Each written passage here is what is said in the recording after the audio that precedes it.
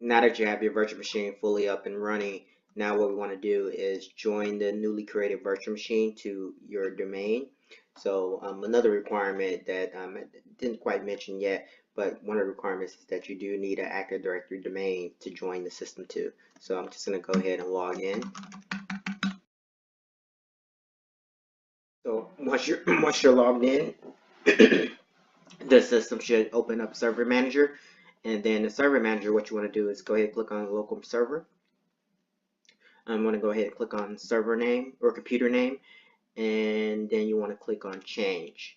So if you need to change computer name, so in your case, when you initially install this, you're going to have a randomly generated server name here. So you want to go ahead and type in a unique server name that you want the system to appear on your network, and then click the domain button and type in your domain name and hit OK.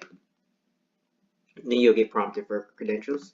So provide credentials that are valid for joining systems to your domain. The administrator account should work okay if you have one, or if you have a domain join account or install account or whatever account you use to join systems to your domain, use that and hit OK.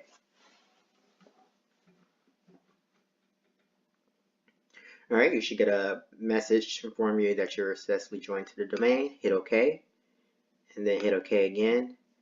Then you want to hit close, and then hit restart now. So that should shut down the system and reboot.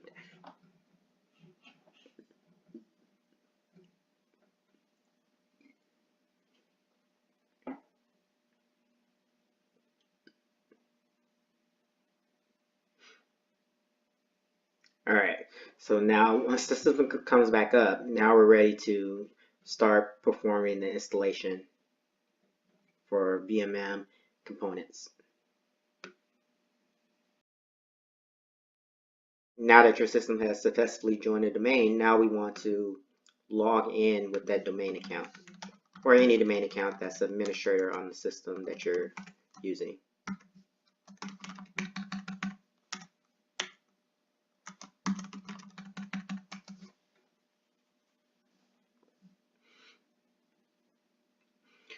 Alright, so now that you logged in, Server Manager will launch again. I'm just going to go ahead and minimize that for now. And take a note of a few things that's on the screen. So all of the software included in the VHD is evaluation. So you'll get this kind of watermark down in the lower right hand corner saying data center evaluation. And the license is only valid for 180 days. That applies for the server OS, VMM, as well as for SQL Server that's on here. Other thing you may notice is there's a few icons here on the desktop. So there's one for configure SQL Server, do this first. And then there's one for configuring VMM. But before we do either one of those steps, we're going to go and actually add an additional account to this server. And this account will be used for the SQL, well, for the VMM services. So let's go ahead and right click on the start menu and go to computer management. And then we're under computer manager, we want to go to local users and groups, and then to groups, and then to administrators. And then go ahead and hit add. So in my environment, I've already pre-staged a service account that I'll be using for VMM. But in your environment, you may have to go to your domain controller and create that account ahead of time. And the account doesn't need any specific special permissions or anything like that. Just create a standard domain account that we'll be using for VMM.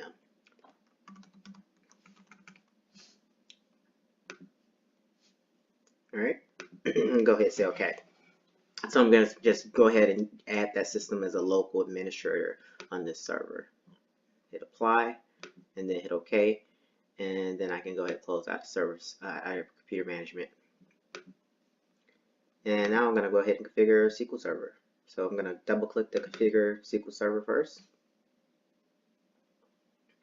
And the SQL Server 2016 that's included in here is already somewhat pre-staged. We just have to answer a few questions and go through the wizard here to get things going. So I'm going to leave it on evaluation. and go ahead and accept the license agreement. Go ahead and read through all of that. Accept the license, click next. It'll go do some pre-checks. If you want to, you can have it go and check for any updates. For the purpose of this, I'm not going to do that. I'll just say next again. It'll go ahead and do a few more checks. So I'm getting an error or warning on the firewall just saying, hey, some of the ports that SQL is using, like port 1433, that may not be open across the firewall, but since I'll be accessing this instance of SQL locally, it's not too big of a deal, but if you need to access it remotely, you may have to open up some firewall ports to make it work. Alright, so here I'm getting an option where it's saying I want to either complete a prepare shared components only or prepared instance. So this is a prepared instance. So as you can see here, it says SysPrep SQL. It detected that that's already on this image. I'm going to just go ahead and take those defaults that's there and hit next. And now it's just giving me a brief overview of some of the settings that's already pre-picked for this. So you can see we have the database engine services that are going to be installed, and then the SQL client connectivity SDK will also be installed. And everything is going to the C drive, since there's only a C drive available on this instance. Go ahead and say next.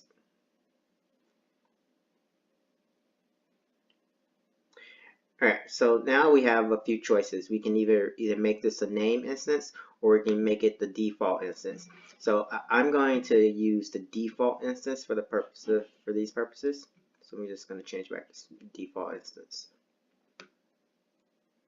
Say next.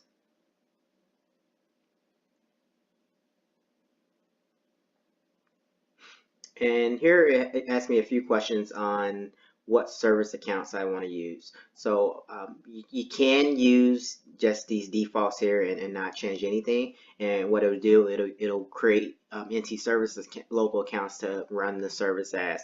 Alternatively, you could configure this to use like a domain account for the SQL Server. And in the production environment, that may be the better way to go. So you can kind of control that and manage the accounts and the passwords and things like that on it.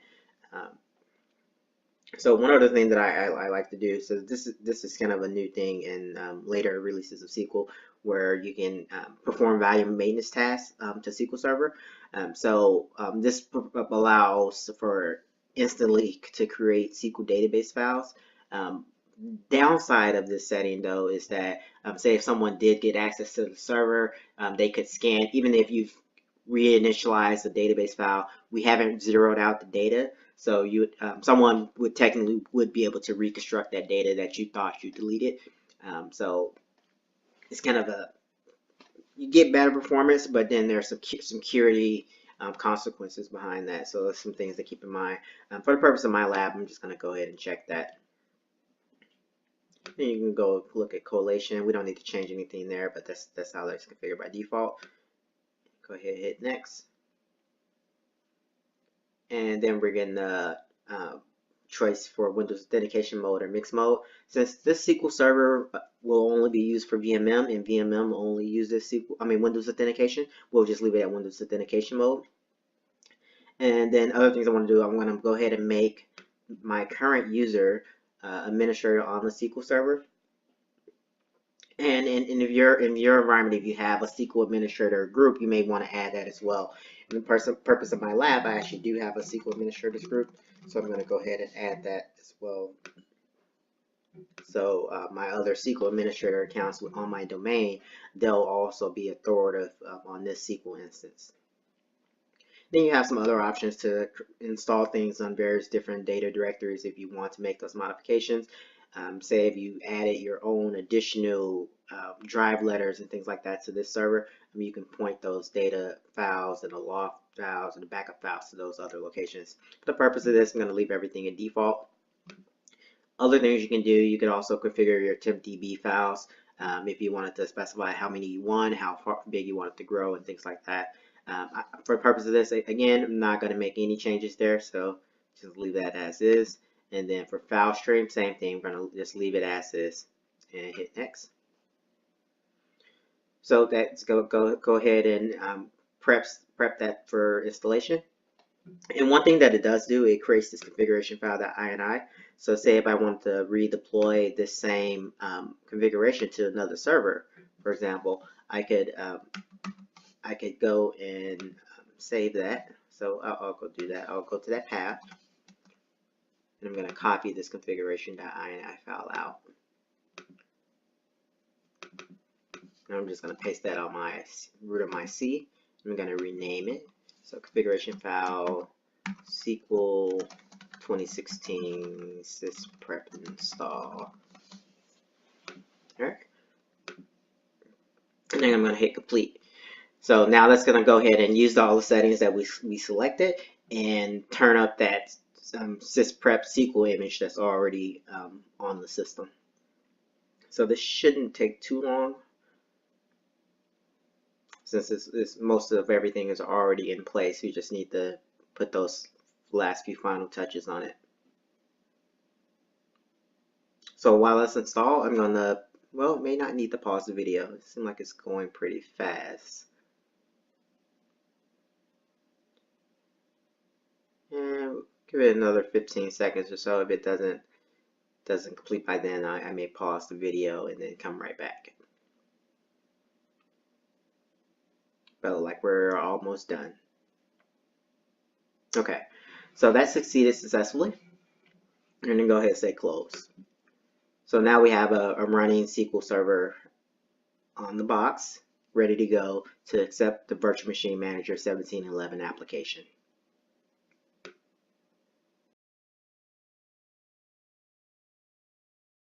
All right, now we're ready to install Virtual Machine Manager. So you're going to go ahead and click the Configure VMM button. Actually, let's right click on it and click on Run as Administrator. That'll launch the wizard. And here you can just kind of put in anything here and leave the product key field blank, so VMM will install as evaluation. So I'll just put system C16 and I'll leave product key blank. Click next. Go ahead and read through the license agreement. If you agree with it, click I have read and understood and agree. Then click next. And here you can just click next here. This feature is on. You can change it later if you want to. Just click next. Specify if you want to get Microsoft updates or not. For the purpose of this VM, I will get it, so I'll go ahead and click on and recommend it. And then click next. And now we're going to configure the database that we're going to talk to. So we just configured a local SQL Server instance. So we're going to just use that for the purpose of this. So it's already populated the server name. And also we're going to do a new database. So, and I'll just use that default name that is already created for us. Click next. And then on this part, you do have an option. You could just use a local system account, but in case of my environment, I've already pre-staged a account that I want to use for this purpose, for the service.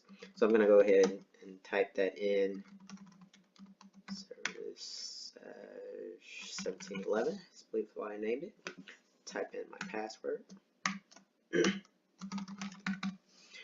And this is kind of out of scope for the purpose of this training video, but in the case of if you wanted to create a highly available virtual machine manager, you have an option to store your kind of your encryption keys in Active Directory, and then you would point the VMM installations to that so they can decrypt the files that they need, as opposed to storing them in a different location. So that's required if you need a highly available clustered virtual machine manager. For the purpose of this will just be a standalone virtual machine manager. So I won't check that box. Yeah, there's a little bit more involved. You have to check that box, and you have to go and pre-stage a container where, and then you have to put in the location of that container here. And then you also need to grant the virtual machine servers you'll be installing permissions to that container in Active Directory so they can read and write things into it. We'll go ahead and say next. And here, for the purposes, we'll just use the default. It's going to create a Virtual Machine Manager library share.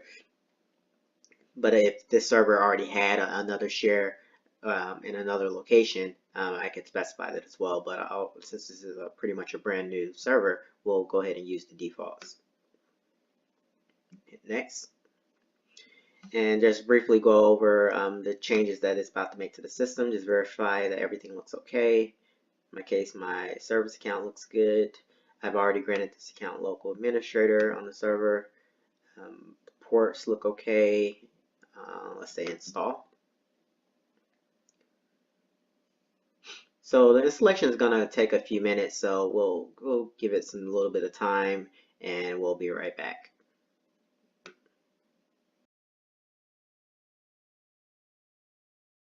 All right, so now that that's complete, it took maybe about 5 minutes on my environment. Your mileage may vary depending on how fast your system is, how fast your disks are when it's doing the installation. So I'm going to go ahead and I'm going to go ahead and uncheck these two boxes here and hit close. Other thing I want to do now, since I'm getting these pop-ups here, I'm going to go back to Server Manager, click on Local Server, and go to IE Enhanced Security Configuration. And I'm just going to go ahead and turn that off for now for my administrator accounts. Otherwise, I'm just going to keep getting all these pop-ups in Internet Explorer as it tries to run various different scripts and things. And I'm going to go ahead and accept the recommended security settings. And what this is going to do, so one, since this is my first time running IE, is actually going to tell me, hey, I should be using Edge. But that's something it kind of does all the time. I'm going to go ahead and close out of that. And what it does, right offhand, you get pushed out to this Plan VMM installation page. So we actually just kind of went through a whole installation of VMM, but this was a little bit quicker than like a regular normal install, say if you're installing from an ISO, because a lot of the steps were pre-done or pre-configured for us through the VHD and the SysPrep process provided by the 1711 release. But you can kind of look through this and get some ideas on how you can configure the various different components of VMM, hardware requirements, host requirements, things like that, any type of additional tools that VMM requires if you're going to deploy like an additional VMM server or another test environment or an environment not using this VHD. So this has a whole lot of information in here on those things. So I'm going to leave that up for now. So one other thing we want to do, so now that we have it installed, we can just go ahead and launch the Virtual Machine Manager console. So just go ahead and double click on that. We see we're on System Center Virtual Machine Manager preview version 1711, and it's going to automatically populate the local host and port 8100. So we'll leave all that at the default. You can go ahead and hit connect. And if everything went well, we should get presented with the PMM Console. So we'll give it a few more seconds here and see if this loads up. And there we go. Now we're up and running in VMM 1711 release.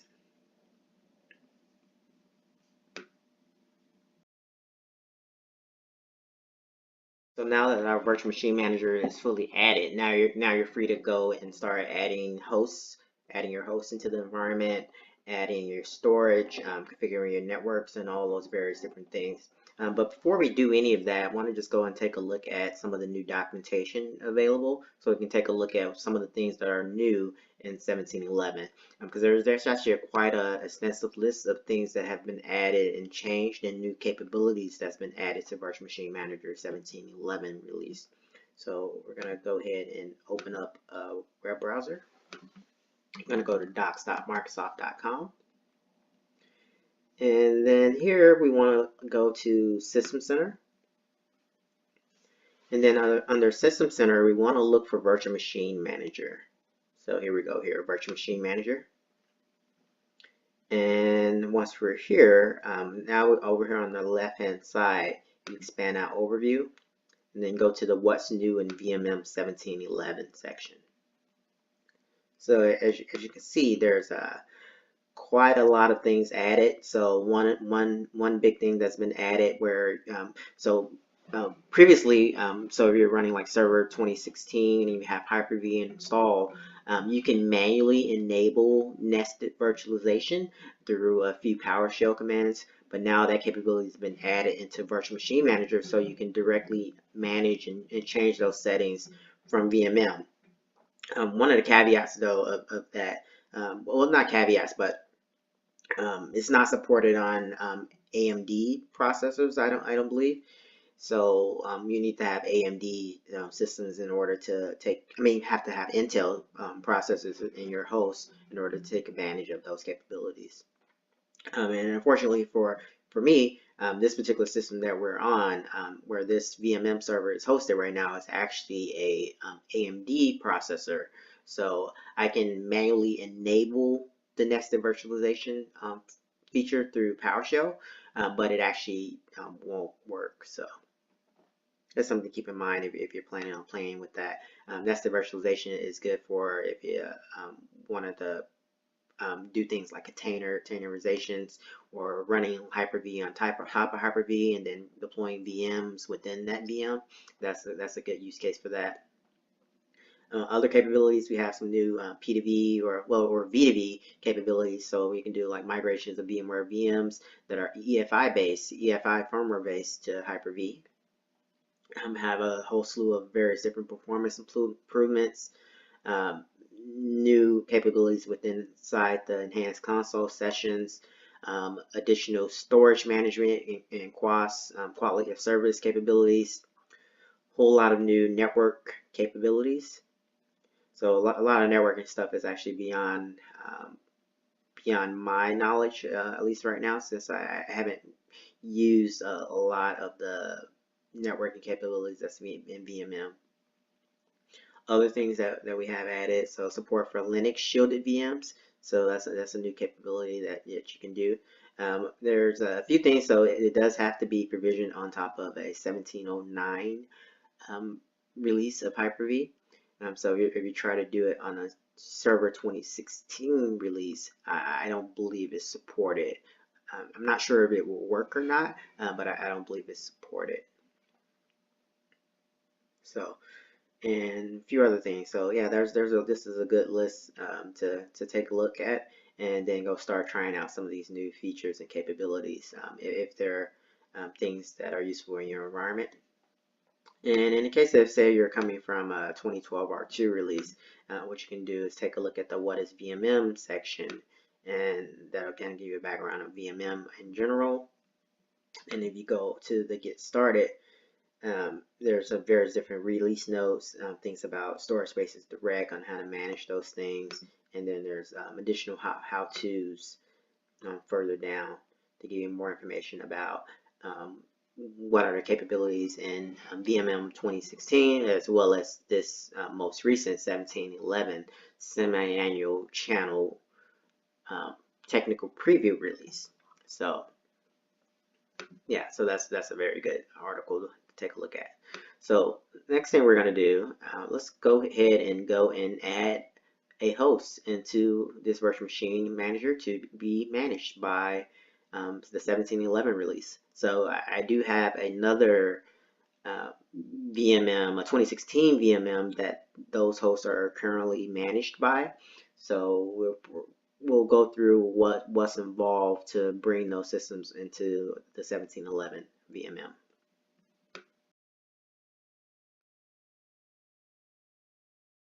So let's return to the VMM console. And once you're in the console, go to Fabric. And now we want to add resources. So we're going to add Hyper-V hosts and clusters into this 1711 version of VMM. So you have a few different options here as far as where the computers are located. And in my case, my hosts are on trusted Active Directory domain, so I'll just leave the first option checked. Click next, and then we can use various different run as accounts, or we can specify credentials manually. So in my case, I think I want to create a new run as account so I don't have to keep typing in passwords and things like that over and over again. So I'm going to go ahead and create a run as account. Let's call it Hyper-V Administrator. And I know I have a Hyper-V Administrator account, but I can't think of the name of it right offhand. So for the purpose of this demo, I'm just going to go ahead and use an administrator account, and then I'll come back at a later date and update it with the actual Hyper-V administrator account in my environment. And I'll leave the checkbox to validate domain credentials. Go ahead and finish, and hit OK. So now, so next time I need to actually add another host, I can reuse that account again without having to retype in the username and password every time. So I'm going to say next. And now here I need to specify the computers that I want to add. So I want to add one that's named HV1, and I also have HV2. I want to add both of those into this environment. So I'm going to go say next. It'll go out and try to discover those systems. I wonder, I may run into, okay, it's saying I ran into some errors. Computers were not found, HV2. So that actually seems like somewhat of a bug. So I don't know if you noticed that, but it said it didn't find HV2, but then as you're looking here, it actually found, it shows both of them here in the GUI, and it also found that, hey, they're clustered, right? So it discovered both of them as a cluster. So I'm going to go ahead and check the checkbox to bring them in as a cluster and say next. And right now, since these hosts are currently under management by another VMM within my lab environment, I'm going to check this box that says reassociate this host with this VMM environment. And I'm going to leave the host group as all hosts. But say if I would have already created additional host groups, I could have dropped them in there as well. So I'll leave that as is and click next. And I suspect I may get an error since we'll see what happens. It's my first time actually doing this on this release. So it may get an error saying that I need to do something with the agent, since I know the agent will be much older than whatever's included in 17.11. But let's see what happens. Let's hit finish. Other consideration is that I'm not sure if all of my firewall ports are open to allow this type of connectivity from any server. I know I have a policy that allows from certain servers, but I may have one that allows from others, but let's see if we get any errors. You know, like we did get a few errors here, so let's see what our first error was. Okay, so yeah, it's complaining about unsupported version of the VMM agent. So it's instructing me that I pretty much need to go and uninstall that agent first, and then allow the 17.11 release to push the latest agent out to that system. All right, so and it's probably the same error on the other host as well. So at least I know I don't have a firewall issue, since it was able to detect the older version and throw up the kind of unsupported version message. All right, and then it also failed, obviously, refreshing the cluster. All right, so let's go. We're still in Fabric, so I go up to all hosts here. Nothing there. Go to SDP. So we still see it did start adding some things in, but because of those other pieces failed, it didn't fully install. So what we need to do now is actually go and connect to HV1 as well as HV2 and remove the agent, and then try to do the push again.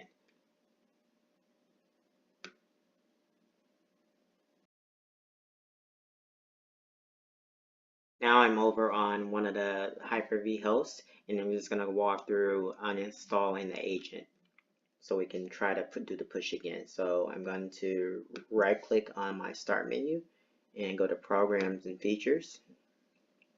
And then I want to find the Virtual Machine Manager agent as well as the DHCP server components. And I'm just going to uninstall that from the system and say yes.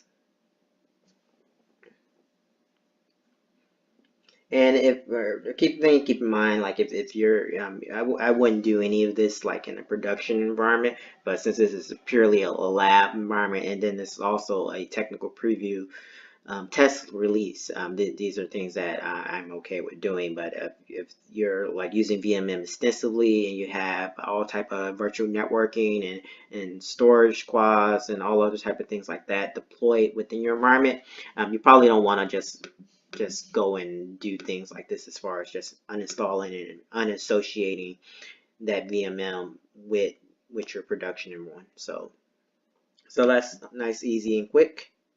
Go ahead and close that down. And now what you would do, you would just go and repeat that process on the other node within the network. So I'm not going to show you that since this is the same thing again. So we'll just go ahead and jump back over to the PMM console.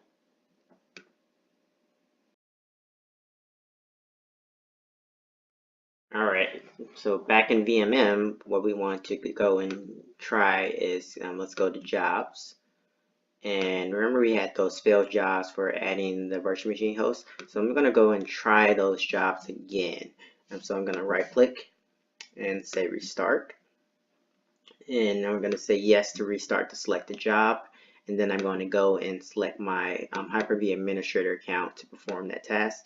And in case if you don't have a run as account, you can always provide a username and password that's an administrator on the Hyper-V host that can install software.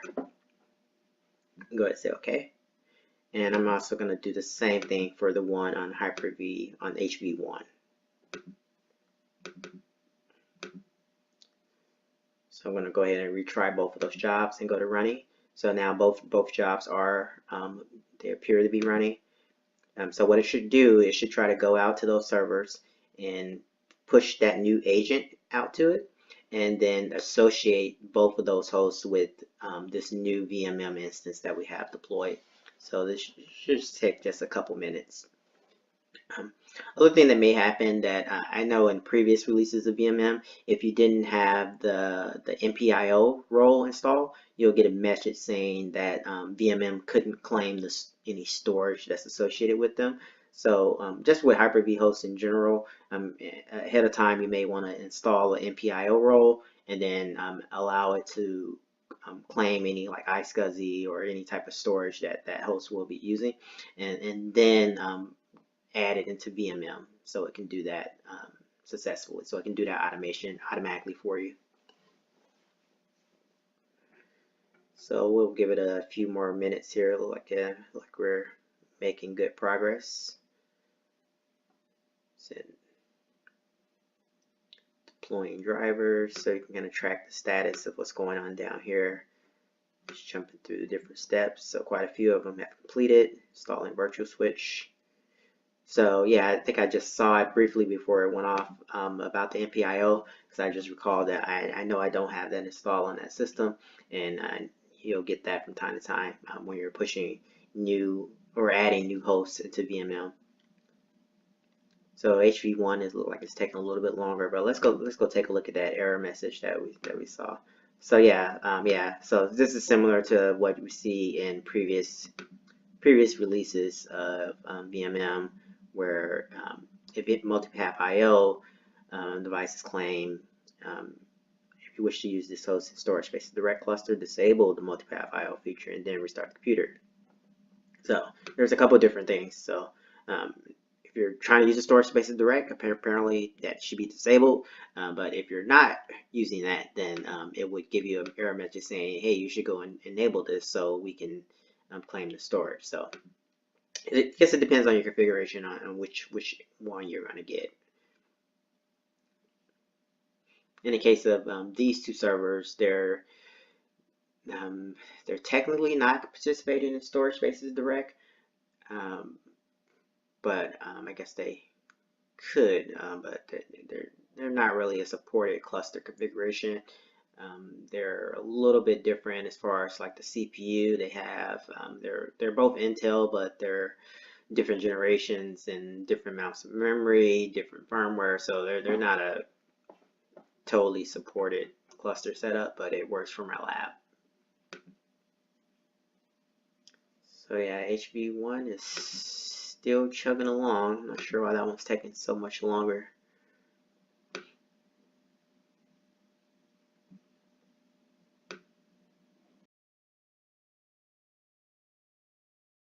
And we're still kind of waiting for HV1 to complete. It's taking significantly longer than HV2. But no failures yet. We're up to 99%, so that's a good thing. So hopefully it'll finish within the next couple seconds or so.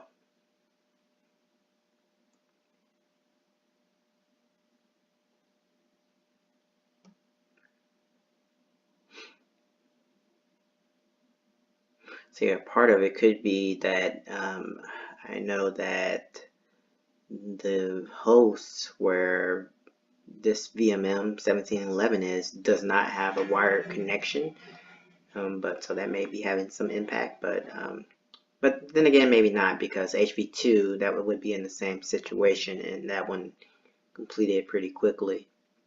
So maybe something specific about HV1 that's different, or that's causing it to take a little bit longer. I know HV1 does have a few more VMs on it than HV2, and so maybe that's having some impact, or there's maybe a lock file or pending reboot or some other reason that's causing it to take quite a bit longer than the first one.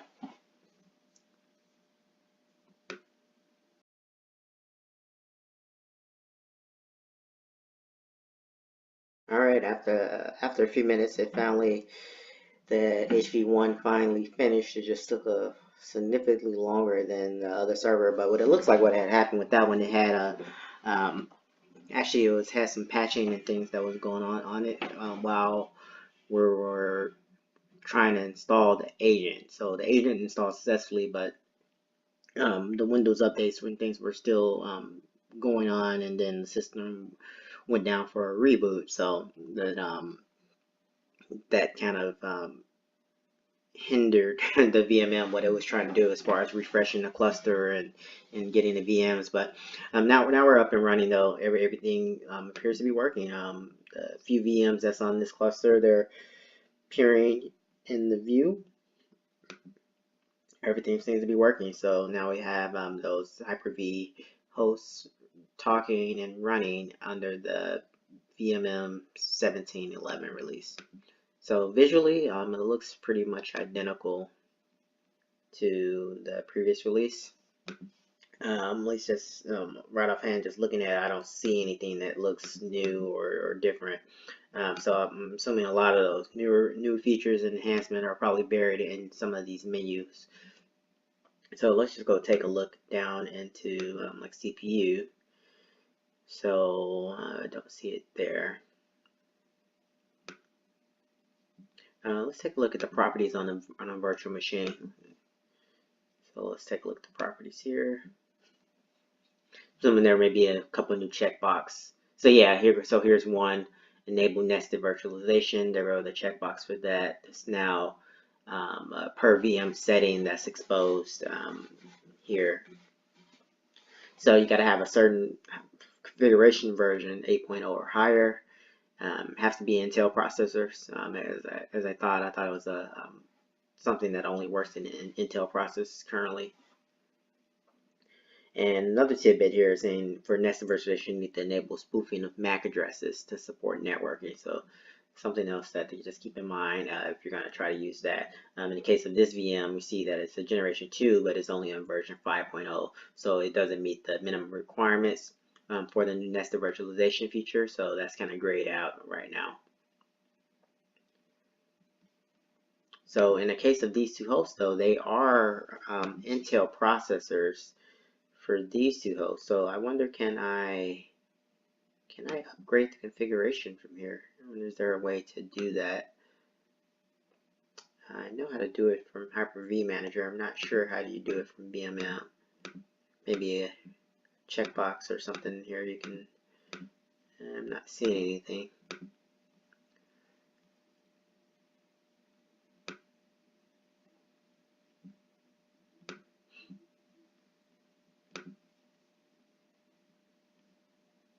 Yeah, maybe you can't do that, or maybe you can't do it while the VM is running. Maybe there's a limitation like that. Oh, another thing I see here, configure as a host. So that's a new. I don't recall seeing that in the previously. So that's probably also related to nested virtualization.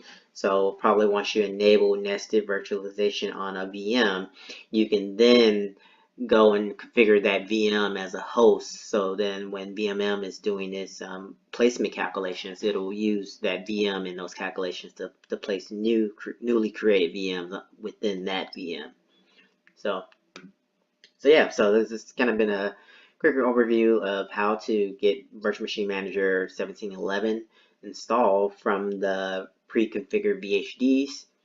Hope you enjoyed the video, and I'll see you in the next one.